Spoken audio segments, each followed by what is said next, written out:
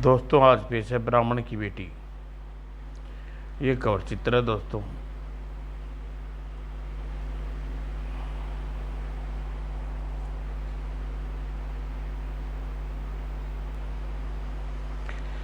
बहुत समय पहले की बात है। सुंदर सुंदर लाल नाम का एक ब्राह्मण अपनी पत्नी राधा के साथ और इकलौती बेटी रमेश्वरी के साथ निर्धनता से अपना दिन गुजार रहा था।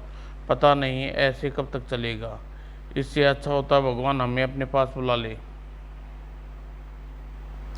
तभी रामेश्वरी रोती हुई बोली, गांव का कोई भी लड़की मुझसे बोलती नहीं है, खेलती नहीं है, वे मेरा मजाक उड़ाती हैं। बेटी को रोते देख बेटी चुप हो जा, तेरा नहीं हमारी गरीबी का मजाक उड़ाती है। भगवान हमसे रुष्ट है। तेरे पिता शिव के अनंत भक्त हैं, फिर भी न जाने क्यों अपने भक्त की पुकार नहीं सुनते। राधा की बात सुनकर पास बैठा सुंदरलाल बोला, भगवान को क्यों दोष देती है? यह तो हमारे भाग्य का फल है। पिछले जन्म में जरूर हमने कोई पाप किए होंगे, जिसके परिणाम हमें इस जन्म में दुख सहना पड़ रहा है। अपने पिता की बात सुनकर रामेश्वरी बाहर चली गई। उधर रात गिराई, सुंदरलाल घर नहीं लौटा। बेटी आज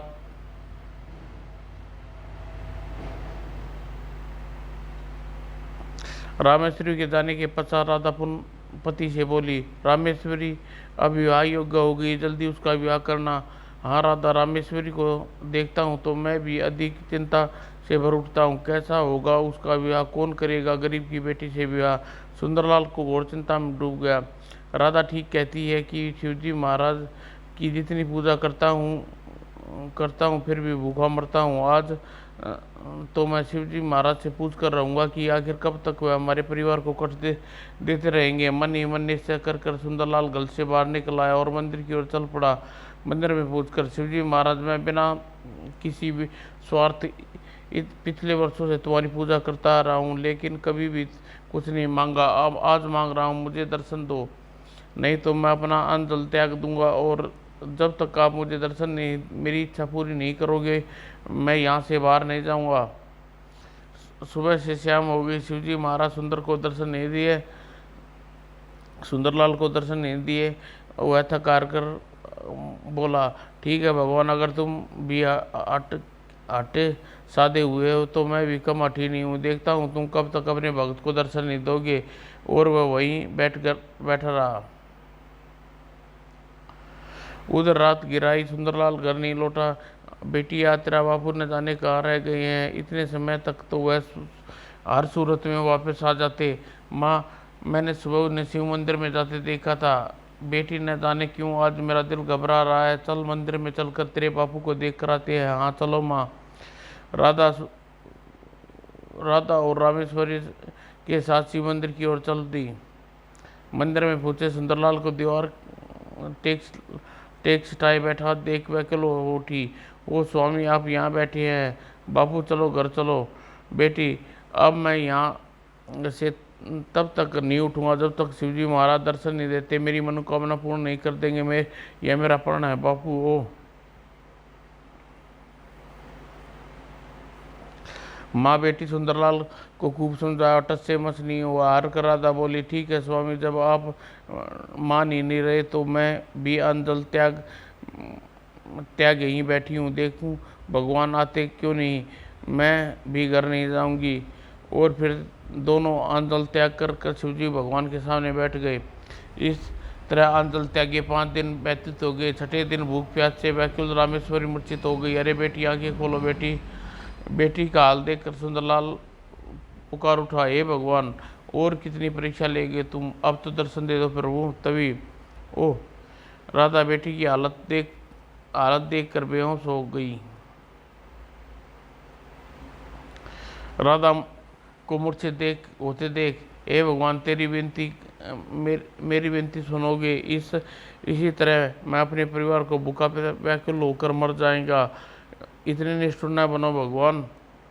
और फिर रोते रोते सुंदरलाल शिवलिंग के चबूतरे पर सिर पटकने लगा।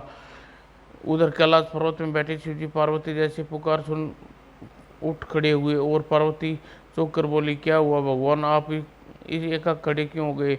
पार्वती, पृथ्वी पर एक ब्राह्मण परिवार भूख प्यासा मुझे पुकार रहा है, आज मुझे वहां जाना होगा। इतना कहकर शिवजी अंतर ध्यान हो गई और ओह भगवान, आज आपने मेरे दर्शन देकर मेरा जीवन सफल कर दिया। भगत, आज तुम्हारी करुण पुकार हमसे रहा नहीं गया और हम पृथ्वी पर आना पड़ा। तभी शिवजी महाराज की कृपा से बेहोश रजनी और रामेश्वरी को होश आ गया। वे दोनों उठकर बैठ गई और चंकित शिवजी महाराज को देखने लगी। शिवजी महाराज सुंदर से कह रहे थे, भगत तुम्हारी निष्ठा देखकर मैं प्रसन्न हूँ, मांगो क्या मांगो। भगवान, मैं अपने गरीब हूँ, भोजन का समय पर नहीं पाता। ठीक है, आज से तुम गरीब नहीं रहोगे बल्कि धनवान बन जाओगे। और कुछ? भगवान, मेरी पुत्री रामेश्वरी विवाह हो गई है, उसके विवाह में मुझे बड़ी चिंता हो रही है। तुम्हारी पुत्री का विवाह सिरदी चक्रधर पंडित रामेश्वर के पुत्र वीर वीरेश्वर से होगा। इसे के बाद शिवजी ने राधा से कहा, बेटी तुम भी अपने लिए कुछ मांग लो। प्रभु, मैं अखंड सौभाग्यवती रहूं, मेरी यही कामना तथास्तु। राधा अखंड सौभाग्यवती होने का वरदान देकर शिवजी रामेश्वरी से कहा, बेटी रामेश्वरी, अब तुम्हारी बारी है, मांगो तुम क्या मांगना चाहते हो। भगवान, मैं इतना कहकर रामेश्वरी को सोचने लगी। रामेश्वर को सोच में डूबा देख, मांगो बेटी, क्या सोचने लगी? तुम जो भी मांगोगी हम तुम्हें देंगे। रामेश्वरी बहुत चतुर थी। शिवजी महाराज के सामने हाथ जोड़कर बोली, भगवान, मैं चाहती हूँ कि आप प्रतिदिन स्वयं पृथ्वी पर आकर मुझे दर्शन दिया करें। रामेश्वरी की मांग सुनकर, ओ बेटी, यह तो बड़ा कठिन कार्य है, तुम इसके बदले में और कुछ मांग लो। सोच लीजिए भगवान, अभी अभी कहा था जो मांगूंगा मिलेगा। शिवजी धर्म संकट में पड़ गए। यह लड़की तो बड़ी चतुर है, इसने मुझे अपने शब्दों के जाल में बांध लिया। अगर मैं इसे रोज दर्शन देने का वचन देता हूँ तो मुसीबत, नहीं देता तो मुसीबत। शिवजी ने कुछ सोचकर रामेश्वरी से कहा, ठीक है पुत्री, मैं वचन देता हूँ तो वचन तो निभाना ही पड़ेगा। मैं भिखारी के वेश में प्रतिदिन तुम्हारे दर पर भिक्षा मांगने आऊँगा, लेकिन अन्य किसी को पता नहीं चलना चाहिए कि भिखारी के रूप में भिक्षा लेने मैं तुम्हारे पास आता हूँ। अगर यह बात तुमने किसी को बताई तो बताते ही पत्थर की बन जाओगी। मैं ध्यान रखूंगी भगवान। और तब ब्राह्मण का परिवार आशीर्वाद दे शिवजी महाराज अंतर ध्यान हो गए। सुंदरलाल अपनी पत्नी बेटी के साथ खुशी खुशी घर से लौट आया। रास्ते में सुंदरलाल की नज़र चमकीली वस्तु पर पड़ी। अरे यह क्या चमक रहा है? सुंदरलाल ने तुरंत चमकती वस्तु को उठाया और मुआयना करने लगा।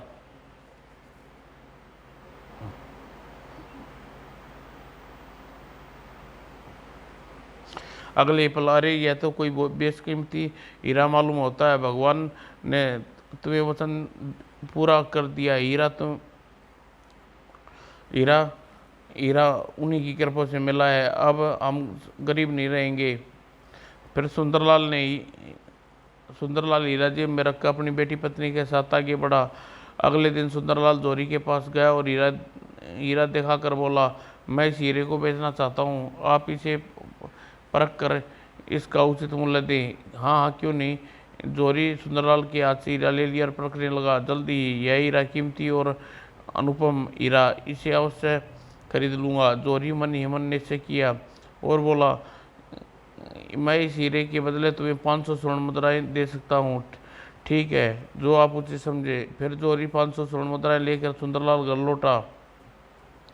इतने पैसे से सुंदरलाल अपने गांव का एक विशाल भवन बनवाया और खेती के लिए बहुत सारी जमीन खरीदी। सुखपूर्वक दिन गुजारने लगा।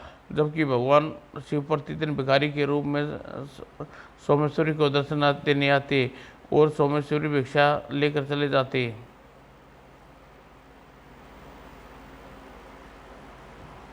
एक दिन सुंदरलाल चक्रधर पंडित रामेश्वर के पास गया और पुत्र वीरेश्वर को रामेश्वर विवाह योग्य तय कराया। सुमुहूर्त पर धूमधाम से रामेश्वरी का विवाह संपन्न हुआ। जब रामेश्वरी विदा होने लगी, भिक्षांदेही अवश्य सही समय वक्त पर आए। और इतना कहकर रामेश्वरी घर के अंदर चली गई।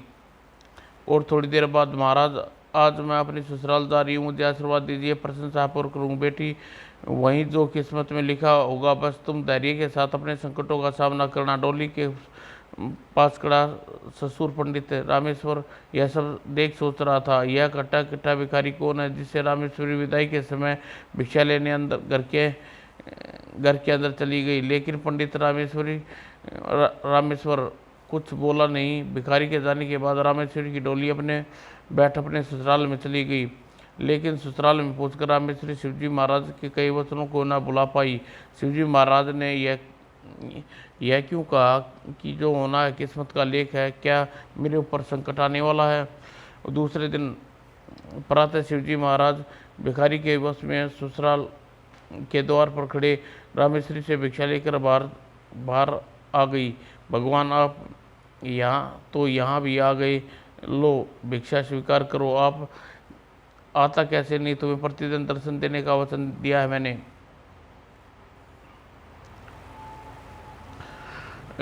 लेकिन वह यह बात से बेखबर था कि उसका ससुर दरवाजे की ओट में खड़ा उसे देख रहा था। ओह, यह धूर्त भिखारी यहाँ भी आ गया। लगता है रामेश्वरी से अनुचित संबंध है। मैं इसे ऐसा दुराचारी बहू को कदापि अपने घर में नहीं रखूंगा। अगले दिन वह क्रोध में भरा और अपने पुत्र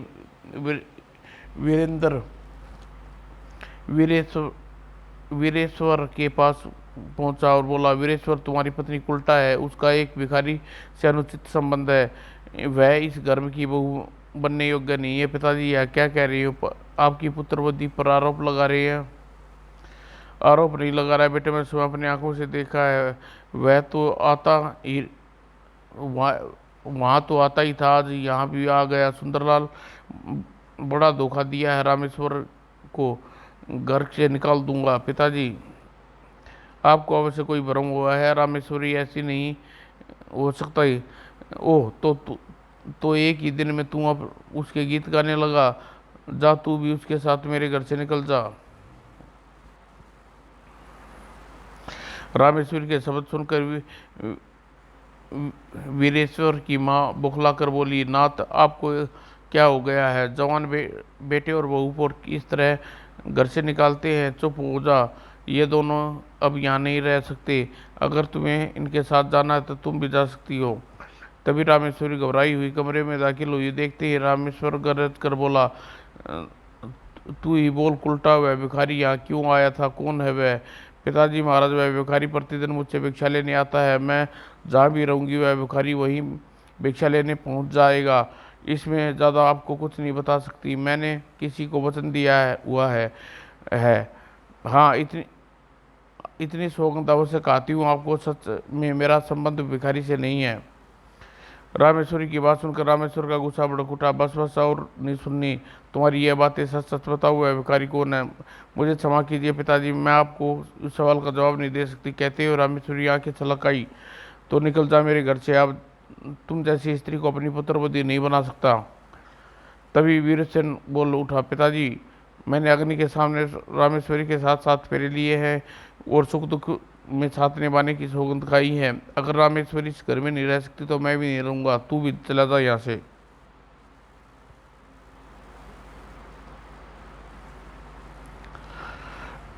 वीरे वीरेश्वर रामेश्वरी के साथ अनजान दिशा की ओर बढ़ गया। रास्ते में तो शिवजी महाराज ने सही कहा था, वही होगा जो किस्मत में लिखा है। मेरी किस्मत में शायद यही लिखा था।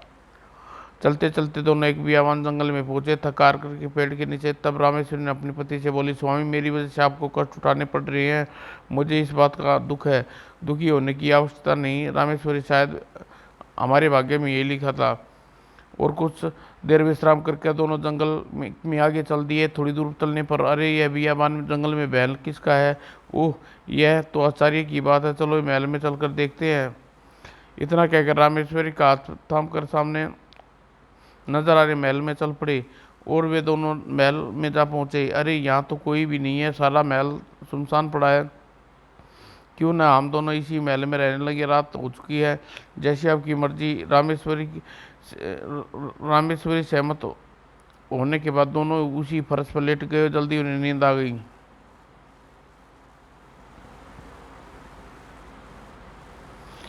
सुबह उसकी आंखें खुली। भिक्षा बेटी। लो भिखारी बाबा तो इस बियामान जंगल में भी आ पहुंचा। पता नहीं कैसे पता चल गया कि हम यहाँ हैं। स्वामी इस बात को नहीं समझोगे। इतना कहकर रामेश्वरी बाहर चली गई और महल के द्वार पहुंचकर आंचल खोलकर सिक्के भिखारी को देती हुई बोली, लो शिवजी महाराज, आज मेरे पास इन्हें भिक्षा के रूप में स्वीकार कीजिए। बेटी, तुम्हें मेरे कारण घर छोड़कर जंगल में भटकना पड़ रहा है। मुझे इस बात की कोई दुख नहीं भगवान। आप जिस हालात में भी मुझे रखेंगे मैं खुशी खुशी रह लूँगी। तब भिखारी रामेश्वरी से बोला, बेटी तुम दोनों इसी महल में क्यों नहीं इस महल में क्यों आ गई? महल में एक दानव रहता है, रोज सुबह लौट आता है और जो भी मनुष्य यहाँ मिलता है उसका खा जाता है। ओह, लेकिन भगवान जब तक आप हमारे साथ हैं हमें किसी बात का डर नहीं। हम यहीं रहेंगे, कहीं नहीं जाएंगे। तुम बड़ी निडर हो बेटी। ठीक है, तुम दोनों यहीं रहो। वह जब दानव आए तो तुम उसकी कोई बात नहीं सुनना। वह तुम्हें तरह तरह के प्रलोभन देगा, तुम उसके बहकावे में नहीं आना। और यदि तुम्हारे कमरे में प्रवेश करने लगे तो तुम जोर से ओम नमः शिवाय कहना। बस वह मेरे प्रभाव से उस कक्ष में नहीं प्रवेश करेगा। पर एक बात का ध्यान रखना, आज आधी रात को तुम जागना, उसके बाद तुम सो जाना। वीरेश्वर को निगरानी के लिए कहना, दोनों बारी बारी सोना। ठीक है भगवान, मैं सही करूंगी। रामेश्वरी को इतना समझाकर शिवजी वहाँ से चले गए।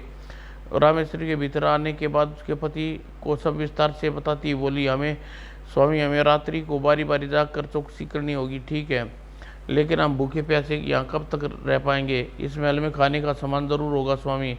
आइए महल के भीतर इसलिए में चल कर देखते हैं, शायद वह हमारी समस्या हल हो जाए। रामेश्वरी की बात सुनकर वीरेश्वर मन ही मन नया उत्साह जाग उठा। रामेश्वरी के साथ वह महल के भीतर कक्षों का मुआयना करने लगा। एक सुंदर सुसज्जित कक्ष में जा पहुंचा। यह कमरा तो स्वर्ग से सुंदर लग रहा है और खाने का ढेर सारे फल है। अगले ही फलों पर टूट पड़े। पेट भर फल आहार करने के बाद वीरेश्वर से बोला, हमारे रहने खाने की समस्या तो हल हुई, अब केवल दानव से निपटना बाकी है। जी हाँ, वह दानव कभी भी यहाँ पहुँच सकता है, अब हमें सावधान रहना चाहिए। तभी रामेश्वरी चुप होगी। तभी हा हा हा हा हा, खाऊं मानो गंदा है, लगता है वह आ गया। ओ, और जैसे ही भीष्म का दानव द्वार पर प्रकट हुआ, ओम नमः शिवाय ओम नमः शिवाय। ओह, ये मानव तो मेरा भेद मंत्र जानते हैं। अब तक ये जाग रहे हैं, मैं इनके कमरे में कदम नहीं रख सकता। खैर देखता हूँ ये कब तक जागे रहेंगे, रात को सोएंगे। हाँ, और यह सोच दानव मन ही मन हंसा और सामने से हट गया। और रात को रामेश्वरी सोई थी। दानव वीरेश्वर के सामने प्रकट हो गया और प्रलोभन देने बोला, तुम स्त्री के पास क्यों बैठे हो? मेरे साथ चलो, तुम्हें सुंदर पत्नी दिलाऊंगा। यह स्त्री तुम्हारा नाश कर देगी। आओ मेरे पास आओ।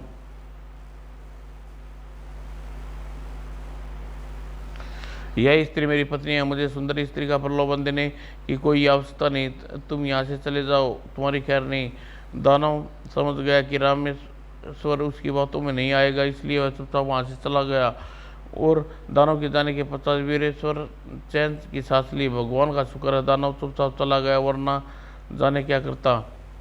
फिर अर्धरात्रि होने पर, रामेश्वरी अर्धरात्रि हो गई है, तुम उठकर पहरा दो, मैं नींद आ रही है।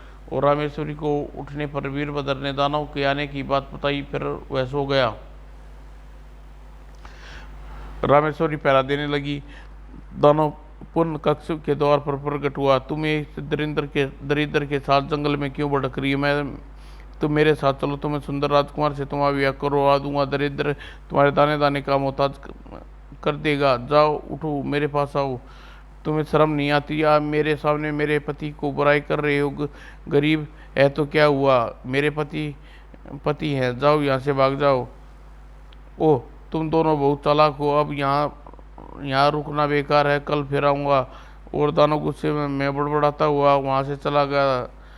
उसकी बाद रात आराम से गुजर गई। लेकिन सुबह सुबह रामेश्वर सो को उठा। अरे यह कौन, रोने की आवाज़, कौन रो रहा है, मैं बाहर जाकर देखता हूँ। इतना कहकर वीरेश्वर उठकर बाहर गया। महल के बाहर एक बूढ़ी स्त्री को रोते देख वीरेश्वर ने पूछा, माँ तुम कौन हो और क्यों रो रही हो? बेटे, मैं इस महल के स्वामी की कुलदेवी हूँ। कौन है इस महल का स्वामी, मुझे विस्तार से बताओ। बेटा, महल 5 वर्ष पहले चंद्र नगर के राजा चंद्रसेन ने बनाया था। हर माह इस जंगल में आखेट खेलने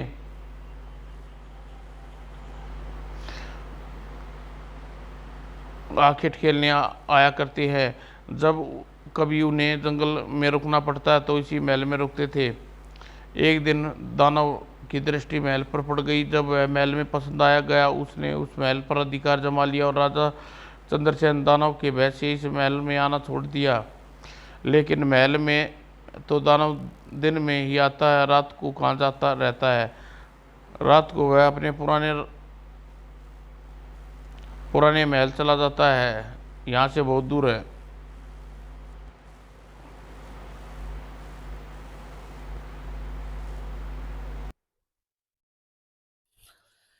इस महल में जो मनुष्य आकर रहता है, दानव उसी को खा जाता है।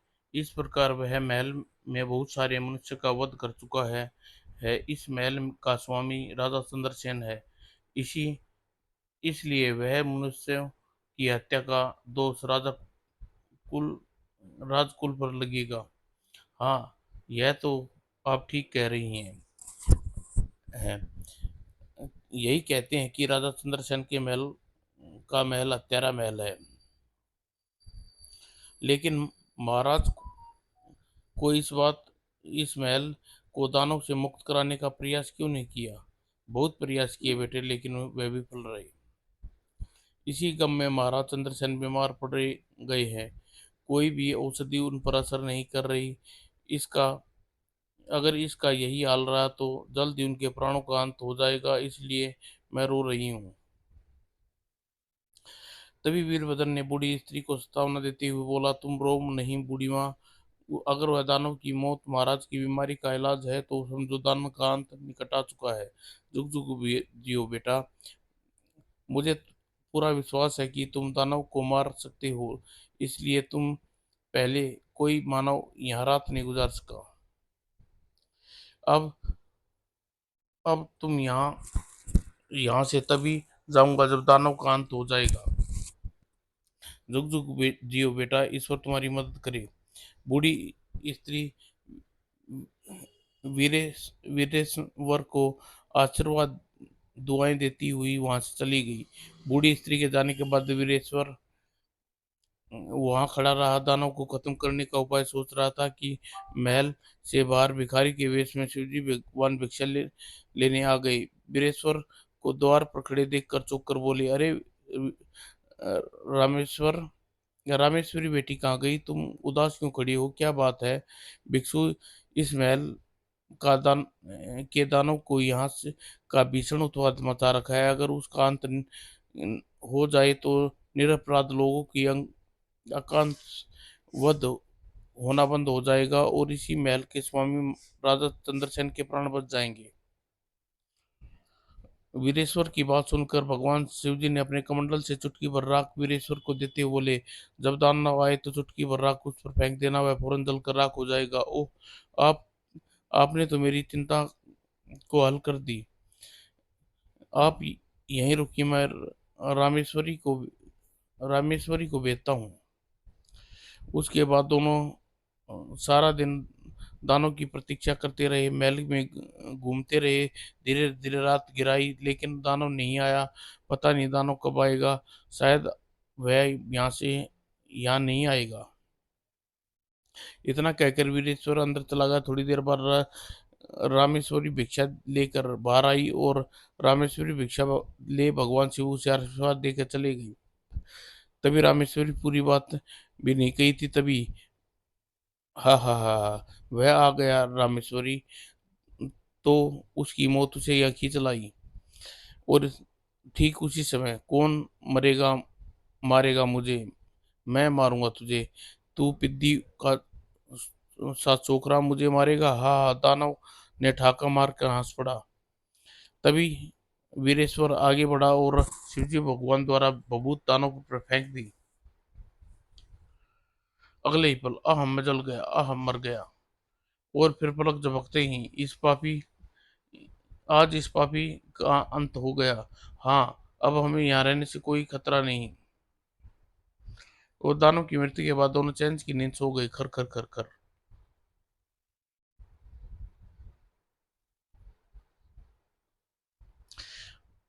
दूसरे दिन स्वामी अपने राज्य रामेश्वरी अपने पति के साथ महल की छत पर घूम रही थी। स्वामी, वो देखिए, अच्छा प्रतीत होता है कोई महल की ओर आ रहा है। हाँ, तुम ठीक कहती हो, किंतु इस समय जंगल में कौन कौन सकता है? और थोड़ी देर बाद तुम दोनों कौन हो और यहाँ क्या कर रहे हो? हम दोनों जंगल में रास्ता भटक गए थे और रास्ता ढूंढते हुए ढूंढते महल तक आ पहुंचे। ओह, तब इस महल से तुरंत कहीं चले जाओ। इस महल में एक नरभक्षी दानव रहता है। दानव, उसे हमने रात को मार डाला। वह महल महल दानव का उत्पात से मुक्त है। वीरभद्र की बात सुनकर क्या क्या यह क्या कह रहे हो तुम? हम सच कह रहे हैं, दानव इस दुनिया में नहीं है। तब वीरेश्वर रामेश्वरी के साथ नीचे आए और दानव की मृत्यु की सारी घटना स्त्री को बताते हुए बोले, लेकिन आप कौन है? इस सुनसान जंगल में कहाँ जा रही है? वह स्त्री बुझे स्वर में बोली, मैं इस महल के स्वामी चंद्रशेखर की पत्नी सोमवती हूँ। राजा चंद्रसेन बहुत बीमार हैं। जंगल वाले पीर के मंदिर में कुलदेवी की पूजा करने जा रही हूँ। ओह, तो आप चंद्रनगर की महारानी हैं? हाँ। तभी रामेश्वरी महारानी सोमवती से बोली, महारानी आप चिंता न करें, मेरे पति अत्यंत कुशल वैद्य हैं। इसकी दवाई राजा चंद्रसेन स्वस्थ सिद्धि स्वस्थ हो जाएंगे। तो तुम सिद्धि अपने पति के साथ चंद्र नगर चली जाओ और मैं मंदिर में देवी के दर्शन करके चंद्रनगर पहुंच रही हूँ। इतना कहकर महारानी सोमेश्वरी वहां से अंगरक्षकों के साथ मंदिर में चली गई। रानी के जाने के पश्चात तुमने महारानी से क्या कह दिया? स्वामी, मैंने कुछ गलत नहीं कहा, लेकिन मैं राजा की औषधि कहाँ से दूंगा? औषधि भिक्षुक देगा, जिसे दानव का अंत करने के लिए वो बुद्धि थी। ओह। वो ठीक उसी समय भिखारी भिक्षा लेने वहां पहुंचा। उसे देखकर वीरेश्वर प्रशंसा स्वर में बोला, आपकी दी गई बबूत दानव को जलकर भस्म हो गया है। अब बेटा उस पापी को मरना उचित था। तब राजेश्वरी भिक्षा भिखारी को भिक्षा देते हुए बोली, भगवान, चंद्रनगर के महाराज चंद्रसेन बहुत बीमार है। आप कोई ऐसी औषधि दीजिए जिससे वह तुरंत ठीक हो जाए। रामेश्वर की बात सुनकर, बेटी, हमारे पास सिर्फ बबूत ही है। लो, यह बबूत लो और बबूत को तुम जिस भी खिलाओगी वह हर बीमारी से दूर हो जाएगी। इतना कहकर भिखारी बबूत का कमंडल रामेश्वरी को दे दिया और वहां से चले गए। भिखारी के जाने बाद, स्वामी, अब हमारे संकट के दिन समाप्त हो जाएंगे। राजा स्वस्थ होने पर हमें उचित सम्मान और इनाम देगी। हाँ राजेश्वरी, अब हम दुख के जीवन जीवन यापन कर सुख से जीवन यापन कर सकेंगे। फिर वह चंद्रनगर जाने के लिए तैयार होने लगे। चंद्रनगर में पहुंचकर, हम वैद्य हैं, महारानी जी के आदेश पर महाराज चंद्रसेन का उपचार करने आए हैं। ओ आइए आइए, हमारे साथ आइए। और पहरेदार उन दोनों को राजा चंद्रसेन के कक्ष में ले गए। ओह, आप लोग, हम हम आप लोगों का इंतजार कर रहे थे। तब वीरेश्वर आगे बढ़ा और महारानी के हाथ में बबूत देते हुए बोला, महारानी, यह बबूत महाराज को खिला दीजिए, खाते ही महाराज स्वस्थ हो जाएंगे। ठीक है वैद्य जी, आप लोग अतिथि गृह में विश्राम कीजिए, जैसी आपकी आज्ञा। और भी सिर वीरेश्वर अपनी पत्नी को आदर सहित अतिथि गृह में ले गए। वीरेश्वर और रामेश्वरी के जाते ही महारानी बहुत चंद्रसेन को खिला दी। अगले ही पल महाराज ने आंखें खोल दी। महाराज आप कैसे हैं? मैं ठीक हूँ रानी, पर तुम इतनी परेशान क्यों हो? क्या हो गया था मैं? कहते हुए महाराज उठकर खड़े हो गए और महारानी राजा चंद्रसेन को सारा विस्तृत कह सुनाया। सारी बात सुनकर ओह, लेकिन अब तो हम अपने आप को बिल्कुल स्वस्थ महसूस कर रहे जिस वैद्य ने हमें औषधि दी है वह अत्यंत कुशल वैद्य है। आप उसे बुलाइए, हम उसे पुरस्कार देंगे। महाराज मैं अभी बुलाती हूँ अपनी पत्नी के साथ हमारे अतिथि गृह में ठहरा हुआ है। और सैनिक अतिथि गृह में विश्राम कर रहे के सम्मुख जाकर बोले, आपको राजमहल में याद किया है। ठीक है, चलिए हम चलते हैं। इसका मतलब राजा स्वस्थ हो गए हैं। और वीरेश्वर रामेश्वरी के साथ सैनिक के साथ चल दिया। थोड़ी देर बाद, आओ नवयुवक आओ, हम तुमसे अत्यंत प्रसन्न है। तुमने दी हुई औषधि हम पल भर में ठीक को कर दिया। आपको स्वस्थ देखकर अपार हर्ष हो रहा महाराज। और राजा चंद्रसेन प्रसन्न स्वर में बोले, तुम दोनों मेरे किसी देवदूत से कम नहीं हो। तुम्हारा वह दानव दानव ग्रस्त महल का उद्धार किया। इससे खुश होकर हम तुम्हें जंगल वाला महल उपहार स्वरूप देना देते हैं और आज से तुम राजवैद्य घोषित करते हैं। महाराज की जय हो। और राजा वीरभद्र से विदा लेकर राजेश्वरी राजमहल से बाहर आ गई।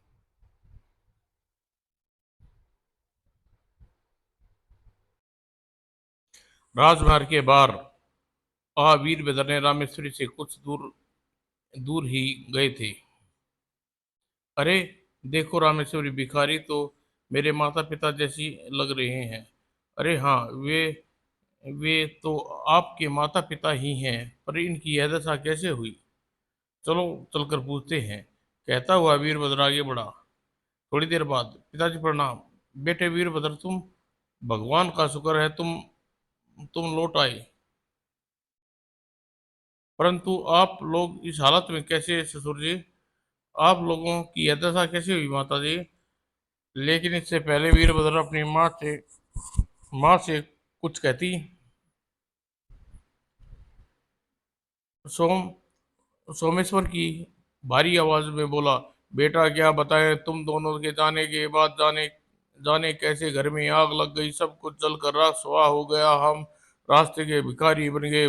फिर दोनों फूट फूट कर रो पड़े। ओह, हमारे कर्मों का फल हमें मिल गया बेटे। वीर वीरेश्वर अपने माता पिता से बोला, आप चिंता मत कीजिए पिताजी, आप लोग भीख मांगने की कोई आवश्यकता नहीं। आप हमारे महल में चलकर आराम से रहिए। और वीरेश्वर ने अपने माता पिता को अपने साथ अपने महल में ले आया। महल में पहुंचने पर अपने माता पिता को भोजन करवाने के बाद वीरभद्र उनसे बोला, आप लोग विश्राम कीजिए। हाँ बेटा, हम बहुत थके हुए हैं, कई दिनों से ठीक से सो भी नहीं पाए। फिर वीरभद्र ने उन्हें एक भव्य कमरे में ले गया और बोला, आप लोग इस कक्ष में आराम कीजिए। हाँ ठीक है बेटा। और वीरेश्वर के जाने के पश्चात सोमेश्वर व उसकी पत्नी गहरी नींद में सो गई। दूसरे दिन सुबह सोमेश्वर की आंख खुली। भिक्षा देही, अरे यह सुबह सुबह जंगल में कौन भिखारी भीख मांगने आया है? और जिज्ञासा जिज्ञासावश सोमेश्वर उठकर महल के मुख्य द्वार की ओर चला गया। द्वार पर पहुंच के सोमेश्वर ठिनक गया। अरे यह तो वही भिखारी है जो पहले भी बहू से भिक्षा लेने आता था। यहाँ भी पहुंचा। आज मैं इस राज को जान कर रहूंगा आखिर यह कौन है। और सोमेश्वर मन में निश्चित कर लिया। और दूसरी ओर, बहू आज तुम्हें बताना पड़ेगा आखिर यह भिखारी कौन है। यहाँ यहाँ भी देखकर बहुत हैरानी हो रही है। माँ आपको इस सवाल का उत्तर नहीं दे सकती पिताजी। नहीं बेटी, आज तुम्हें यह बताना पड़ेगा। तुम्हें तुम्हें हमारी सौगंध सुहाग तुम्हें तुम्हारे सुहाग की सौगंध जवाब दो। ओ पिताजी, सुहाग की सौगंध देकर तुमने अच्छा नहीं किया। खैर, आपने जिद पर उतर आए हैं तो सुनिए। और फिर सोमेश्वर ने सारा विस्तार सुनाते हुए भिखारी की असलियत सोमेश्वर जारी कर दी। और लेकिन जैसे ही सोमेश्वरी ने अपनी बात समाप्त की, अरे यह क्या, बहुत तो सचमुच पत्थर की हो गई। और अपनी भूल का एहसास होते ही सोमेश्वर रोता शिव जी के चरणों में गिर पड़ा। मुझे क्षमा कर दे भोलेनाथ, मैं पापी हूँ। मैंने देवी जैसी बहू की पतिव्रता पर शक किया। मेरी जिद ने बेचारी सोमेश्वर को पत्थर का बना दिया। भू भू। और तभी पिताजी का प्रलाप सुनकर वीरेश्वर भी वहां आ गया और सोमेश्वरी को पत्थर की मूर्ति देख वह विभिन्न विलक स्वर में बोला, जब मेरी सोमेश्वरी नहीं रही तो मैं जीवित रह के क्या करूंगा। इतना कहने के साथ वीरभद्र दीवार से टकराने लगा। सोमेश्वर की प्रति वीरेश्वर का सच्चा प्रेम देखकर शिवजी प्रसन्न होकर बोले, ठहरो वीरेश्वर, तुम्हें अपनी प्रतिज्ञा में अपने खरे उतरे। मैं तुम्हारी प्रशंसा होकर अपना अभिश्राप वापस ले रहा हूँ। और सोमेश्वरी को जीवित होते ही, सोमेश्वरी तुम जीवित हो गई, तुम्हें मुझसे जुदा नहीं हो सकता स्वामी, और भगवान तुम दोनों को सदा सुखी रखे। तब शिवजी भगवान ने सोमेश्वरी को संतुष्ट करते हुए बोला, बेटी सोमेश्वरी, अब मेरे जाने का वक्त हो गया। अपना वचन भंग कर तुमने अपने वचन से मुक्त कर दिया। अब मैं तुम्हें दर्शन देने रोज पृथ्वी पर नहीं आ सकूंगा। भगवान, मैं आपके दर्शन किए बिना कैसे कैसे रहूंगी। निराश न हो बेटी, अपने भक्तों को मैं कभी दूर नहीं होता। मैं तुम्हें आशीर्वाद देता हूँ कि तुम्हारे घर में शिवलिंग की स्थापना करो और सच्चे मन से उसकी पूजा करो। उसी दिन तुम्हारे उसी में तुम मेरे दर्शन पाओगी।